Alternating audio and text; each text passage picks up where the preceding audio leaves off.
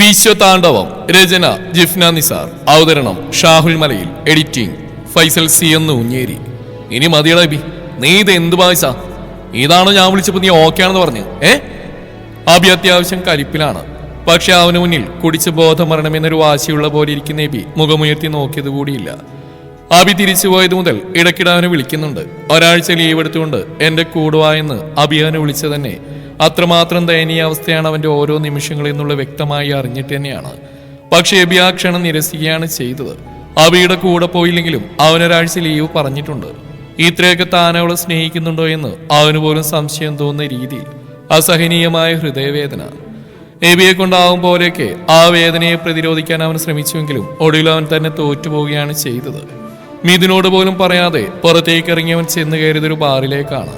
കൂട്ടുകാർക്കൊപ്പം കൂടുമ്പോൾ കുടിക്കാറുണ്ടെങ്കിലും അത്രയും അധപ്പതിച്ച രീതിയിലേക്ക് അവൻ പോകുമെന്ന് അബി ഒരിക്കലും ചിന്തിച്ചിട്ടുണ്ടായിരുന്നില്ല. അതുകൊണ്ട് തന്നെയാണ് അബി വിളിച്ചപ്പോൾ ഞാൻ വീട്ടിലാണെന്നൊക്കെ എബി പരമാവധി പറഞ്ഞൊഴിയാൻ ശ്രമിച്ചെങ്കിലും അബിയുടെ കടുപ്പത്തിലുള്ള ചോദ്യങ്ങൾക്ക് മുമ്പിൽ എബിക്ക് അടിപതറുകയും അവനൊരു ബാറിലാണെന്ന് അബി അറിയാൻ കാരണമാവുകയും ചെയ്തത്. അതറിഞ്ഞുടനെ അബി അങ്ങോട്ട് വന്നതാണ്. മിഥുനെ വിളിച്ചിട്ട് എബി അവന്റെ കൂടെ ഉണ്ടെന്ന് പറയാനും മറന്നില്ല. എന്തോന്നെടാ ഇത്? നീ അവൾക്ക് വേണ്ടി ഇപ്പൊ നിന്നെ തന്നെ നശിപ്പിക്കാൻ ഒരുങ്ങ. നീ എന്താ എബി അത് മനസ്സിലാക്കാത്തത്? നീ അവളോടല്ല തെറ്റ് ചെയ്ത്, നീ എന്നെ തകരാൻ മാത്രം. ഒരാളെ സ്നേഹിക്കാൻ ഇറങ്ങി പുറപ്പെടുമ്പോ ആളത് സ്വീകരിക്കുകയും സ്വീകരിക്കാതിരിക്കുകയും ചെയ്യലൊക്കെ അവരുടെ ഇഷ്ടമാണ്. അതും കൂടെ ആക്സെപ്റ്റ് ചെയ്യാൻ പഠിക്കണം. അത് അംഗീകരിച്ചിട്ട് വേണം നമ്മൾ അതിനൊക്കെ ഇറങ്ങി പുറപ്പെടാൻ. നീ അതൊന്നും പഠിച്ചിട്ടില്ല, അതിന്റെ കുഴപ്പമാ. ഒരുത്തി അങ്ങോട്ട് നെഞ്ചി കയറ്റി വെച്ചിട്ട് ആള് റിജക്ട് ചെയ്തെന്ന് പറഞ്ഞ് മോങ്ങാൻ നാടില്ലണം നിനക്ക്. അബിയുടെ ശബ്ദം അല്പം പരിക്കനായി. സത്യമായിട്ട് അവന് നല്ല ദേഷ്യം വരുന്നുണ്ട്. അത്രയും കാര്യമായിട്ട് എബിയോട് അവനെല്ലാം പറഞ്ഞു കൊടുത്തിട്ടും അവനതെല്ലാം മനസ്സിലായി എന്ന് പറഞ്ഞിട്ട് വീണ്ടും മിത്ര എന്നുള്ള പേര് പറഞ്ഞുകൊണ്ട് അവനിങ്ങനെ സ്വയം നശിക്കാൻ ഇറങ്ങി പുറപ്പെട്ടത് അബിക്ക് ഒരിക്കലും ക്ഷമിക്കാൻ കഴിയാവുന്ന തെറ്റൊന്നുമല്ല. ഇതിപ്പോ ഒരിക്കൽ പോലും അവൾ നിന്നെ സ്നേഹിച്ചിട്ടില്ലെന്നും നിന്റെ സ്നേഹം അവൾ അറിയാൻ ശ്രമിച്ചില്ലെന്നും നിനക്ക് തന്നെ ഉറപ്പായതല്ലേ? വേറെ ആരും പറഞ്ഞിട്ടില്ലല്ലോ, അവള് പറഞ്ഞിട്ട് തന്നെ അത് നീ പറഞ്ഞല്ലേ? ഇനിയെങ്കിലും നീ യാഥാർത്ഥ്യത്തെ അംഗീകരിക്കാൻ മനസ്സ് കാണിക്കില്ലടാ ചെയ്യേണ്ടത്. അതിനു പകരം ഇതുവരെ ഇല്ലാത്ത രീതിയിൽ സ്വയം അധപതിച്ചുകൊണ്ട് നീ ഒരു കുടിയനായി മാറുമ്പോ തോറ്റുപോകുന്ന മിത്രയല്ലല്ലോ, നീ തന്നെയല്ലേ? താൻ ഇത്രയൊക്കെ പറഞ്ഞിട്ടും ഒരക്ഷരം മിണ്ടുകയോ എതിർത്തെന്തെങ്കിലും പറയാൻ ശ്രമിക്കുകയോ ചെയ്യാതെ മുഖം കാണിച്ചിരിക്കുന്ന എബിയുടെ കണ്ണുകളിൽ നിറ്റു വീഴുന്ന കണ്ണുനീർ തുള്ളികൾ. ഉള്ളിലെ രോഷം അല്പം ഒതുക്കി പിടിക്കാൻ നിർബന്ധിതയാവുകയായിരുന്നു ആ കാഴ്ച കണ്ടപ്പോൾ അബി. മിത്രയുടെ വാക്കുകൾ എബിക്ക് എത്രമാത്രം സങ്കടമായിട്ടുണ്ടെന്ന് അറിയാഞ്ഞിട്ടല്ല, തനിക്ക് പോലും അത് അംഗീകരിക്കാൻ ഇത്രയും സമയമായിട്ട് കഴിഞ്ഞിട്ടില്ലാത്ത സ്ഥിതിക്ക് ആളെ സ്വന്തം എന്ന് കരുതി സ്നേഹിച്ച് അവന്റെ മാനസികാവസ്ഥ എന്തായിരിക്കും എന്നറിയാം. ഇതൊന്നും ഈ തെറ്റിനെ ന്യായീകരിക്കാനുള്ള കാരണങ്ങളല്ലല്ലോ. നീ എഴുന്നേറ്റ് വന്നീനി, ഞാനൊരു 4-5 ദിവസം ലീവ് എടുക്കാം. നമുക്ക് വീട്ടിലേക്ക് പോയാലോ? ഈ മൂടൊന്ന് മാറട്ടെ.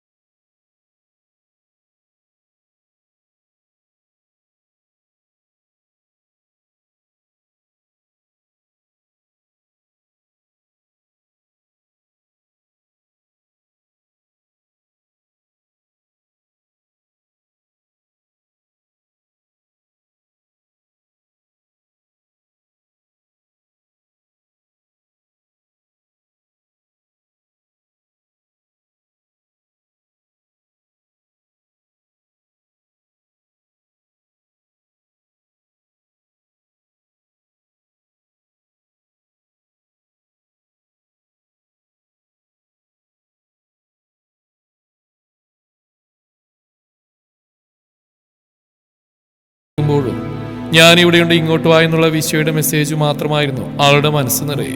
ടീനയുടെ കൂടെ പോയാൽ അവനോട് സംസാരിച്ചാൽ ഇനി അതും മറ്റവൾ പ്രശ്നം ഉണ്ടാക്കുമെങ്കിലും അവൾക്കൊന്നും അവനെ കാണുമെന്നുണ്ടായിരുന്നു. കാണാൻ മാത്രം, കാണണമെന്നുള്ളൊരു തോന്നൽ തന്നെയല്ലേ പ്രണയത്തിലെ ഏറ്റവും ഭംഗിയുള്ള നിമിഷം. അങ്ങോട്ടുള്ള ഓരോ അടി നടക്കുമ്പോഴും മിത്ര ആ മനോഹര നിമിഷങ്ങളുടെ നിർവൃതിയിലായിരുന്നു. പക്ഷെ അതിനകത്തേക്ക് കയറും മുന്നേ ടീനയുടെ ഫോൺ ബെല്ലടിച്ചു. അബിയാണ്. പറയുന്നതിനൊപ്പം തന്നെ അവൾ ആവേശത്തിൽ ഫോൺ എടുത്ത് തിരിഞ്ഞടക്കുന്നുണ്ട്. എബിയെ താൻ കണ്ട കാര്യം അബി അവളോട് സംസാരിക്കുമോ എന്നൊരു സന്ദേഹമുണ്ടെങ്കിലും അവരത് സംസാരിക്കുന്നെങ്കിൽ എത്രയും പെട്ടെന്ന് ക്ലിയർ ആകുമല്ലോ എന്നായിരുന്നു മിത്ര എപ്പോൾ ചിന്തിച്ച്. ടീന ഒരു മുന്നേ അകത്തേക്ക് കയറാമെന്നും പറ്റിയാൽ വിശ്വയോട് എന്തെങ്കിലും നേരിട്ട് സംസാരിക്കണമെന്നുള്ള ആവേശത്തിലാണ് മിത്ര വേഗം മുന്നോട്ട് നടന്നത്. ക്യാൻറ്റീനിലേക്ക് കയറും മുമ്പേ അവളൊന്ന് തിരിഞ്ഞു നോക്കുമ്പോൾ മിത്ര കാര്യമായിട്ട് എന്തോ ഫോണിൽ സംസാരിച്ചുകൊണ്ട് അവിടെ തൂങ്ങി ചാരി നിൽക്കുന്ന മിത്ര കാണുകയും ചെയ്തു. ഡാ, അത്യാവശ്യം തിരക്കുള്ള സമയമാണ്. അതിനിടയിൽ മുരുകൻ കയ്യിൽ തട്ടി വിളിക്കുമ്പോൾ വിശ്വ ഒന്ന് അവനെ തുറച്ചു നോക്കി. വിശ്വ എന്തോ പറയാൻ തുനിയും മുന്നേ അവൻ കണ്ണു കാണിച്ചിടത്തേക്ക് നോക്കിയപ്പോൾ മാത്രമാണ് വിശ്വ മിത്രയെ കണ്ടത്. തന്നെ നോക്കി മിത്ര ഇരിക്കുന്നു. തന്നെ മാത്രം നോക്കിക്കൊണ്ടുള്ള ആ ഇരിപ്പ് അവരൊന്ന് കണ്ണു ചിമ്മി കാണിച്ചു. ഇതൊന്നും നോക്കു മുരുക. ചെയ്തുകൊണ്ടിരിക്കുന്ന ജോലി മുരുകനെ ഏൽപ്പിച്ചു കൊടുത്തുകൊണ്ട് വിശ്വ ക്യാഷ് കൗണ്ടറിൽ നിന്ന് പുറത്തേക്ക് ഇറങ്ങി അവളുടെ അരിയിലേക്ക് ചെന്നു. രണ്ടുപേരിലും മനോഹരമായ ചിരിയുണ്ട്. പ്രണയത്തിന് മാത്രം പകർന്നു നൽകാൻ കഴിയുന്ന ഒരു അപൂർവ ഭംഗിയുള്ള ചിരി. മിത്രയ്ക്ക് പുറകിലേക്ക് കണ്ണുകൾ നീളുന്നുണ്ട്. ഇടയ്ക്കിടെ പുറകിലേക്ക് കണ്ണുകൾ നീളുന്നുണ്ട് വിശ്വക്ക്. ആൾക്കൊരു കോളൊന്ന് പുറത്തുണ്ട്, ഇപ്പോൾ വരുമായിരിക്കും. അവൻ അന്വേഷിക്കുന്ന ടീനെയാണെന്ന് മനസ്സിലായതും മിത്ര ചിരിയോടെ പറഞ്ഞു. ഞാനും കരുതി നമ്മൾ കേരളീച്ചിങ്ങനെ ഒറ്റയ്ക്ക് വിടാൻ യാതൊരു സാധ്യതയില്ലല്ലോ, അത് ഓർക്കായിരുന്നു ഞാൻ. മിത്രയൊന്നും പറയാതെ ചിരിക്കുക മാത്രം ചെയ്തു. എന്താ വേണ്ടേ, ജ്യൂസർ കോഫി? വിശ്വ കുസൃതി ചിരിയോടെ മിത്രയെ നോക്കി പുരികം പൊക്കി. ഫ്രീ ആവില്ല അല്ലേ? പിന്നില്ല, നീ വേണ്ട പറഞ്ഞു, നമ്മുടെ അല്ലേ? ആരൊന്ന് ചുറ്റും നോക്കിക്കൊണ്ടാണ് പറയുന്നത്. തന്നെയും ഇത്രയും ഒരുമിച്ച് കണ്ടവരിൽ പറയലും ചിരിയും ഒരു തലയാട്ടിലും ഒക്കെ ഉണ്ടെന്ന് അവന് മനസ്സിലായി. വിശ്വേട്ടാ ഓക്കെ അല്ലേ? കൂട്ടത്തിൽ നിന്ന് ഏതൊരു തന്റെ കൗണ്ടർ. വിശ്വ തലയാട്ടിച്ചിരിക്കുക മാത്രമാണ് ചെയ്ത്. അവന് ആ ഭാവം കണ്ടിട്ട് ചുറ്റും കൂട്ടച്ചിരി ഉണരുന്നുണ്ട്. വിശ്വയുടെ പെണ്ണെന്ന് ഇവരൊക്കെ നിന്നെ ഒരിക്കൽ കളിയാക്കി വിളിച്ചത് ഇപ്പൊ സത്യായി അല്ലേ? മിത്രയുടെ നേരെ നോക്കി വിശ്വ ചോദിച്ചു. അല്ലേ? ആളും അതിനെ തിരിച്ചു ചോദിച്ചു. ആണ്, വിശ്വയുടെ മാത്രം പെണ്ണ്. പതിയെ ആൾക്ക് മാത്രം കേൾക്കാൻ കഴിയുന്ന ശബ്ദത്തിൽ അവനത് പറയുമ്പോൾ മിത്ര അവനെ നോക്കുക മാത്രം ചെയ്തു. ക്ലാസ് കഴിഞ്ഞോ? വിശ്വ ആൾക്കുമ്പിൽ ഒഴിഞ്ഞിടക്കുന്ന കസേരയിലേക്ക് ഇരുന്നോണ്ട് ചോദിച്ചു. എബിയാണോ ടീനയാണോ വിളിക്കുന്നത്? അബിയാണെന്ന് അവള് പറഞ്ഞു. നമ്മളെ കുറിച്ച് പറയാനാവും. വിശ്വ ഒരു ഊഹം പറഞ്ഞു. ആയിരിക്കും, അല്ലായിരിക്കും. എന്തായാലും ഇനി ഫേസ് ചെയ്തല്ലേ പറ്റൂ. ഇതിനിറങ്ങി തിരിച്ചു പോയില്ലേ? മിത്ര കുസൃതിയോടെ പറഞ്ഞു. തിരിച്ചേറി പോണമെന്നുണ്ടോ? അതേ കുസൃതിയോടെ അവനും ഉണ്ടെങ്കിൽ വീടില്ലെന്ന് പറയാം.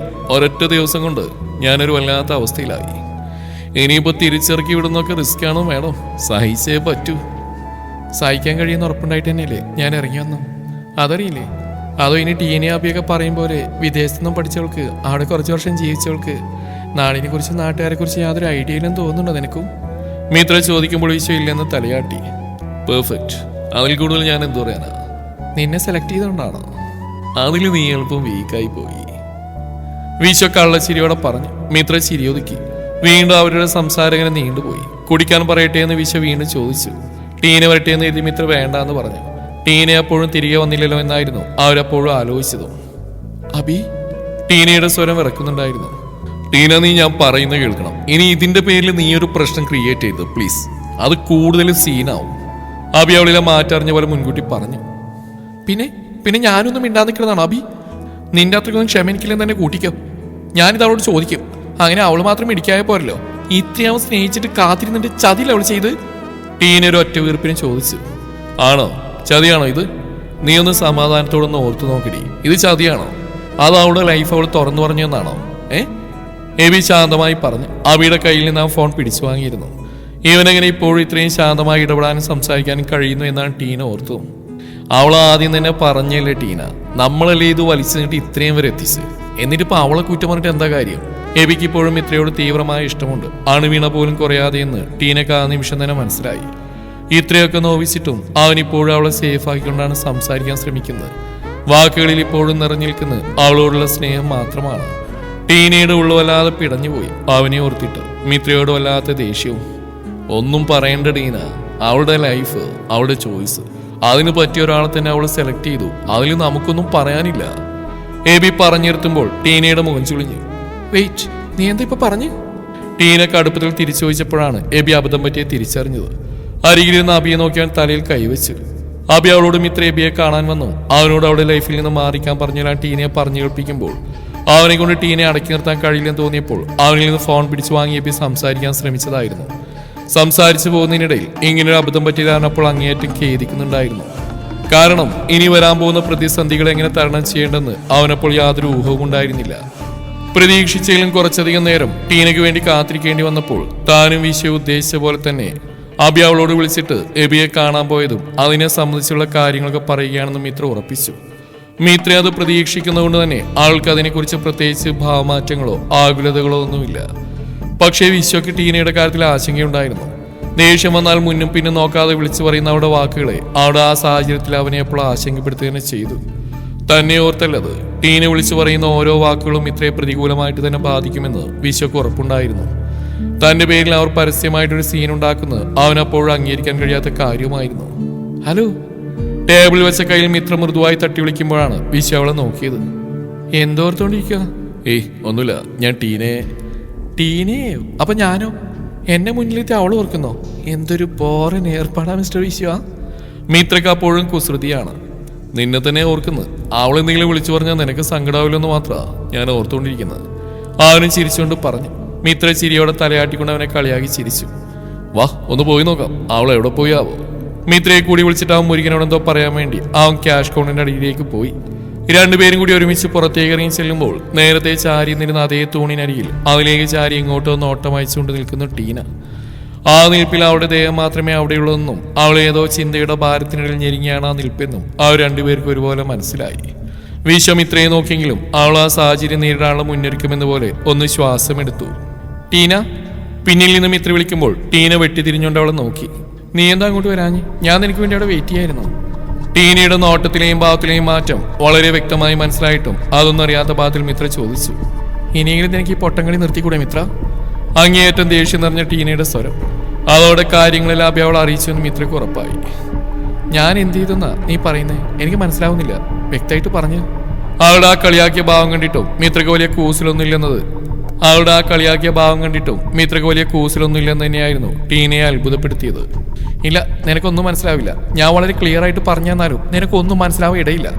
അതുപോലെ തിരിഞ്ഞു പോയത് നിന്റെ ബുദ്ധി. അല്ലായിരുന്നെങ്കിൽ ഇവനെ പോലെത്തിന്റെ കൂടെ അത് നിന്നെ ഒരുപാട് സ്നേഹിക്കുന്ന കാത്തിരിക്കുന്ന അത്രയും നല്ലൊരു ചെക്കനെ മറന്നിട്ട് എനിക്ക് നിന്നോട് വെറുപ്പ് തോന്നും മിത്ര. പറയുക മാത്രമല്ല, പ്രകടമായ വെറുപ്പോടെ തന്നെ ടീന മുഖം തിരിക്കുകയും ചെയ്തു. മിത്രയുടെ മുഖം ദേഷ്യം കൊണ്ട് ചുവന്നു. എപ്പോഴും പറയുന്നതിനെ നിന്നോട് എനിക്ക് ഇപ്പോഴും പറയാനുള്ളൂ. എന്നെ കുറിച്ച് എന്ത് വേണമെങ്കിലും പറഞ്ഞു, പക്ഷേ വിശ്വവിരുദ്ധത്തിലേക്ക് വലിച്ചിഴക്കണ്ട. ഞാനാണ് ആദ്യം എൻ്റെ ഇഷ്ടം അവനോട് പറഞ്ഞ്, അതിനുശേഷം അവൻ അവൻ്റെ ഇഷ്ടം എന്നെ അറിയിച്ച്. മിത്ര ചൊടിയോടെ പറയുന്ന കേട്ടതും ടീന പുച്ഛത്തോടെ വിശ്വയെ നോക്കി. എന്നാൽ ടീനയെ കൂടുതൽ പ്രകോപിപ്പിക്കില്ലെന്ന് വാശിയുള്ള പോലെ നേരത്തെ ഒരു ചിരിയോടെയാണ് വിശ്വ അവളെ നേരിടുന്നത്. നിനക്കിപ്പോ സമാധാനമല്ലോ അല്ലേ? നീ ഉദ്ദേശിച്ച പോലെ തന്നെ ഒക്കെ നടന്നില്ലേ? മിത്രയോടുള്ള ദേഷ്യം കൂടി തീർക്കാനെന്ന പോലെ ടീന ഒട്ടും പ്രതീക്ഷിക്കാതെ വിശ്വയുടെ ഷർട്ടിൽ പിടിച്ചു. ചുറ്റും നോയിക്കൊണ്ട് സാവധാനം, എന്നാൽ അവൾക്ക് മാത്രം മനസ്സിലാവുന്ന രൂക്ഷതയോടെ വിശ്വ ടീനയുടെ കൈകൾ തന്നിൽ നിന്ന് എടുത്തു മാറ്റി. മിത്ര പറഞ്ഞ പോലെ തന്നെ മുന്നേ പറഞ്ഞതിന് എനിക്ക് ഇപ്പോഴും നിന്നോട് പറയാനുള്ളത്, നിനക്ക് എന്നെ കുറിച്ച് എന്തോ തെറ്റിദ്ധാരണയുണ്ട്. അതിപ്പോഴും അതുപോലെ തന്നെ നിലനിൽക്കുന്നുണ്ട്. അതിന്റെ കണ്ണുകൊണ്ട് എന്നെ നോക്കുമ്പോൾ നിനക്കുണ്ടാവുന്ന പ്രശ്നങ്ങളായിട്ടില്ല. അതിന് ഞാൻ ഉത്തരവാദിയല്ല. ശാന്തമായി ചിരിയോടെയാണ് അവനത് പറയുന്നെങ്കിലും അവനെ നോക്കുമ്പോൾ അവന്റെ ഉള്ളിൽ അതങ്ങനെയല്ലെന്ന് ടീനയ്ക്ക് തോന്നി. ടീന, എന്ത് നീ ചെയ്തേ? വന്നേ, നമുക്ക് പോവാം. താനും ടീനയും തമ്മിലുള്ള പ്രശ്നം പോലെയല്ല ടീനയും വിശ്വയും തമ്മിലൊരു പ്രശ്നം ഉണ്ടായാൽ അത് താൻ പ്രതീക്ഷിക്കുന്നതിലേറെ രൂക്ഷതയുണ്ടാക്കുമെന്ന് മിത്രക്ക് ഉറപ്പുണ്ടായിരുന്നു. അതുകൊണ്ട് തന്നെ അങ്ങനെ ഒരു സാഹചര്യം ഇല്ലാതിരിക്കാനാണ് അവൾ ടീനയെ പിടിച്ച് അവിടുന്ന് പെട്ടെന്ന് പോകാനായി ശ്രമിച്ചു. പക്ഷേ വർദ്ധിച്ച ദേഷ്യത്തോടെ ടീന മിത്രയുടെ കൈകൾ കുടഞ്ഞു മാറ്റി. അത്രയും ധൃതിയുണ്ടെങ്കിൽ നീ പോയിക്കോ, ഞാൻ തനിച്ചു വന്നോളാം. നിനക്ക് ഒറ്റ പോകാൻ പേടിയൊന്നുമില്ലല്ലോ. എനിക്ക് എന്തായാലും ഇവനോട് കുറച്ച് സംസാരിക്കാനുണ്ട്. അത് കഴിഞ്ഞിട്ട് ഞാൻ വരുന്നുള്ളൂ. അല്ലാതെ നീ എന്തൊക്കെ ചെയ്താലും എന്നെ കൊണ്ടുപോകാൻ നീ വിചാരിക്കണ്ട. അങ്ങനെ നീ വിചാരിക്കുന്ന മാത്രം നടന്നാൽ പോരല്ലോ. ഞങ്ങൾക്കുണ്ട് ആഗ്രഹങ്ങളും വിചാരങ്ങളും ഒക്കെ. അത്യാവശ്യം ഉറക്കെ തന്നെയാണ് ടീന ഓരോന്ന് വിളിച്ചു പറയുന്നത്. അവിടെയുള്ളവരും അതിലെ പോകുന്നവരുമായി അവരിലേക്ക് ഒരു ആൾക്കൂട്ടം തന്നെ രൂപപ്പെടുന്നുണ്ട്. ടീന, നീ വെറുതെ ഒരു പ്രശ്നം ഉണ്ടാക്കാൻ ശ്രമിക്കരുത്. ഇവിടെ ഒരുപാട് കുട്ടികൾ ശ്രദ്ധിക്കുന്നുണ്ട്. നമുക്ക് എന്നൊരു പറഞ്ഞു തീർക്കാം, എന്നൊരു തീരുമാനം ഉണ്ടാക്കാം. ഇപ്പൊ നീ എന്റെ കൂടെ. ടീനയുടെ ചെയ്തികളോട് ദേഷ്യമുണ്ടെങ്കിൽ കൂടിയും അവിടെ വെച്ച് താൻ കാരണം വിശ്വക്കൊരു അപമാനം ഉണ്ടാവരുതെന്ന് കരുതി മിത്ര താഴാവുന്നതിന്റെ അങ്ങേറ്റം താഴ്ന്നുകൊണ്ടാണ് കൂടെ വരാൻ ടീനയെ വിളിക്കുന്നത്. പക്ഷേ ടീന വരില്ലെന്ന് തന്നെ വാശി പിടിക്കുകയാണ്. നീ അവളെ വിട്ടേക്കും മിത്ര. അവൾക്ക് എന്താണ് എന്നോട് സംസാരിക്കാനുള്ളതെന്ന് എനിക്കും കേൾക്കാൻ ആഗ്രഹമുണ്ട്. എന്തായാലും പറഞ്ഞു തീർക്കുന്നില്ലേ നല്ലത്. അതുകൊണ്ട് നീ വിട്ടേക്ക്. അവരുടെ അരികിലേക്ക് കുറച്ചുകൂടി നീങ്ങിന്നിട്ട് വിശ്വ പറയുമ്പോൾ ടീന അവനെ തുറിച്ചു നോക്കുകയും മിത്ര അവരുടെ കയ്യിലെ പിടിവിടുകയും ചെയ്തു. എന്താ നിനക്ക് പറയാനുള്ളത്? വിശ്വ ഒരു ചിരിയോടെ ടീനയെ നോക്കി. അവന്റെ ചിരി കാണുമ്പോഴാണ് ടീനക്ക് സ്വയം നഷ്ടപ്പെടുന്ന പോലെ തോന്നുന്നത്. വിശ്വയുടെ മുഖത്തുണ്ടായിരുന്ന ചിരി അത് വിജയിച്ചവന്റെ ചിരിയാണെന്ന് വീണ്ടും വീണ്ടും ടീനക്ക് തോന്നുന്നുണ്ടായിരുന്നു. അപ്പോഴേക്കും നേരത്തെ തന്നോട് സംസാരിച്ച മിത്രയെക്കുറിച്ച് അത്രമേൽ സ്നേഹത്തോടെ മാത്രം തന്നോട് സംസാരിച്ച എബിയെക്കുറിച്ച് ഓർത്ത് അവൾ വല്ലാതെ വേദനിച്ചു. എനിക്ക് നിന്നോട് ഒറ്റക്കാൻ സംസാരിക്കാനുള്ളത്, ഒട്ടും അയവില്ലാത്ത സ്വരത്തിൽ ടീന പറഞ്ഞു. മിത്ര രണ്ടുപേരെയും മാറി മാറി നോക്കുന്നുണ്ട്. ശരി, നമുക്ക് രണ്ടുപേർക്കായിട്ട് മാറിക്കാം. അവനതും സമ്മതിച്ചു. മിത്രയൊന്ന് അവജ്ഞതയോടെ നോക്കിയിട്ട് മുന്നോട്ട് കിടക്കുന്ന ടീനയ്ക്ക് പുറകെ നടക്കും മുമ്പ് വിശ്വമിത്രയൊന്ന് നോക്കി കണ്ണു ചിമ്മി കാണിച്ചു. ആൾക്ക് അങ്ങനെ പ്രകടമായ ഭയമൊന്നുമില്ലെങ്കിൽ കൂടിയും അപ്പോഴത്തെ ദേഷ്യത്തിൽ എന്തൊക്കെയാണ് ടീന അവനോട് വിളിച്ചു പറയാൻ പോകുന്നെന്ന് അവൾക്ക് യാതൊരു ഊഹവും ഉണ്ടായിരുന്നില്ല. പേടിക്കണ്ട, നിനക്ക് വേണ്ടിയല്ലേ. അവൾ എന്തു പറഞ്ഞാലും ഞാൻ ക്ഷമിക്കും, സഹിക്കും. മുന്നോട്ട് നടക്കുന്ന ടീനയും തന്നെയും മാറി മാറി നോക്കുന്ന മിത്രയുടെ സ്നേഹം അറിഞ്ഞ പോലെ അവളെ ഒന്ന് ആശ്വസിപ്പിച്ചതിന് ശേഷമാണ് വിശ ടീനയുടെ കൂടെ നടന്നു. എന്താ നിന്റെ ഉദ്ദേശം? വിശക്കരികിലേക്ക് എത്തും മുമ്പേ കാത്തിരിക്കാൻ ക്ഷമയില്ലാത്ത പോലെ ടീനയുടെ മൂർച്ചയുള്ള ചോദ്യം. അവൾക്ക് എന്നെ ഇഷ്ടമാണ്, എനിക്ക് അവളെയും. അവൻ അപ്പോഴും ശാന്തമായിട്ടാണ് പ്രതികരിച്ചത്. ഇഷ്ടം? അവളുടെ ഇഷ്ടത്തെക്കുറിച്ച് നീ എന്നോട് പറയണ്ട. നിനക്ക് ഇന്നോ ഇന്നലെ ഈയാമ്പാറ്റ് പൊടിഞ്ഞ പോലെ പെരുകി മുളച്ചിട്ടുണ്ടായ ഇഷ്ടമല്ല. അതിനേക്കാൾ മുമ്പ് അവൾ ഹൃദയത്തിലേറ്റി ഒരുവനുണ്ടായിരുന്നു. അവനെയും അവൻ അവൾക്കായി കരുതി വെച്ച സ്നേഹത്തെ ഒരു പുല്ലുവില പോലെ കണ്ട് വലിച്ചെറിഞ്ഞോണ്ടാ അവൾ നീ ഇപ്പൊ പറഞ്ഞ ഈ പരിഭാവനമായ സ്നേഹത്തിലേക്ക് എത്തിപ്പെട്ടുള്ളത്. വികാരക്ഷോഭം കൊണ്ട് ടീന കിതക്കുന്നുണ്ട്. വിശ്വക്ഷമയോടെ അവളെ കേട്ടു നിന്നു. ഒരുപാട് സ്നേഹമായിരുന്നു അവൾക്ക് അവനോട്, അവൻ അവളെയും. അതെല്ലാം വ്യക്തമായിട്ട് അറിയുന്ന മിത്ര എബിയോട് അങ്ങനെ ചെയ്തെങ്കിൽ നാളെ അവൾ നിന്നോട് ചെയ്യില്ലെന്ന് ഉറപ്പുണ്ടോ? ടീന വെല്ലുവിളി പോലെ വിഷയം നോക്കി. എനിക്കതിൽ യാതൊരു ഉറപ്പുമില്ലെങ്കിലോ? വിശ്വാൾക്ക് മുമ്പിൽ കൈകെട്ടിന്ന് ചോദിച്ചു. നിനക്കെന്നല്ല, അവൾക്ക് പോലും ആ ഉറപ്പ്. നാളെ കൊള്ളാവുന്ന വേറൊരുത്തിനെ കാണുമ്പോൾ അവൾ നിന്നിൽ നിന്ന് തിരിഞ്ഞടക്കും, ഓർത്തു. ടീന പരിഹാസത്തോടെ അവൻ നോക്കി. നിർത്ത്! അവന്റെ അനുകൂലമായി മറുപടി കേട്ടതും ആവേശത്തിൽ കത്തിക്കയറിക്കൊണ്ട് പറഞ്ഞു ടീനയ്ക്ക് നേരെ നോക്കി വിശ്വ ഉറക്കിയ ശബ്ദമുയർത്തിയതും ആളൊന്ന് ഞെട്ടിക്കൊണ്ട് പിന്നിലേക്ക് മാറി. ഞൊടിയിട കൊണ്ട് അവന്റെ ദേഷ്യം കൊണ്ട് വലിഞ്ഞു മുറുകി ചുവന്നുപോയ മുഖത്തേക്ക് അവൾ അത്ഭുതത്തോടെ നോക്കി. മിത്ര തന്റെ കസിനായിരിക്കും, ഫ്രണ്ടായിരിക്കും എന്നും കരുതി എന്തും വിളിച്ചു പറയാനുള്ള ലൈസൻസ് ഉണ്ടെന്നാണ് നിന്റെ വിചാരമെങ്കിൽ അത് വെറുതെയാണ് ടീന. എനിക്ക് മുമ്പിൽ നിന്ന് ഇനി നീ മിത്രയെ കുറിച്ചൊരു വൃത്തികേട് പോലും പറയില്ല. പറഞ്ഞാ നീ ഇതുപോലെ തിരിച്ചു പോയില്ല. ആൾക്ക് നേരെ വിരൽ ചൂണ്ടിക്കൊണ്ടത് പറയുമ്പോൾ അവൾ അവനെ പകച്ചു നോക്കി. പിന്നെ നീ എന്ത് തോന്നിയാസം പറഞ്ഞാലും ഞാൻ മിണ്ടാ നിൽക്കുന്നത് നിന്നെ എനിക്ക് ഭയമായിട്ടോ നിന്നോട് പറയാൻ വാക്കുകളില്ലായിട്ടൊന്നുമില്ല. ഞാൻ കാരണം എന്റെ മിത്രക്ക് അവിടെ ഒരു ഫ്രണ്ട് ആൻഡ് കസിൻ നഷ്ടപ്പെട്ടു പോരുന്ന കരുതി മാത്രമാ. എന്ന് കരുതി വല്ലാതെ ക്ഷമിക്കാൻ പറ്റില്ലല്ലോ. എല്ലാത്തിനും ഒരു ലിമിറ്റ് വേണ്ടേ? വിശക്ക് നല്ല ദേഷ്യം വന്നിട്ടുണ്ട്. അതവന് നോക്കുമ്പോൾ തന്നെ ടീനക്ക് മനസ്സിലായി. എന്തു പറയാനാ നീ എന്നെ വിളിച്ചുകൊണ്ട് വന്ന്? തൽക്കാലം അത് പറഞ്ഞിട്ട് പോ, കൂടുതൽ ഷോ കാണിച്ചേക്കാതെ. ചെവിയിൽ വരലിട്ട് ആ സഹിഷ്ണു നിറഞ്ഞ ഭാഗത്തിൽ വിശ്വ പറയുമ്പോൾ ടീനക്ക് അവന്റെ തലമണ്ട നോക്കിയൊന്ന് കൊടുക്കാനാണ് തോന്നിയത്. ആ ചിന്തയെ കഷ്ടപ്പെട്ടുകൊണ്ട് അമർത്തിപ്പിടിച്ച അവൾ അവന് നേരെ നോക്കി നിന്നു. നീയായിട്ടുണ്ടാക്കിയ കെണി നീയായിട്ട് തന്നെ തീർത്തരണം, അതാണ് എനിക്ക് വേണ്ടതും. ടീനയുടെ മുഖം വലിഞ്ഞു മുറുകി. തുടരും ഈ കഥയുടെ ബാക്കി ഭാഗം നാളെ ഇതേ സമയം.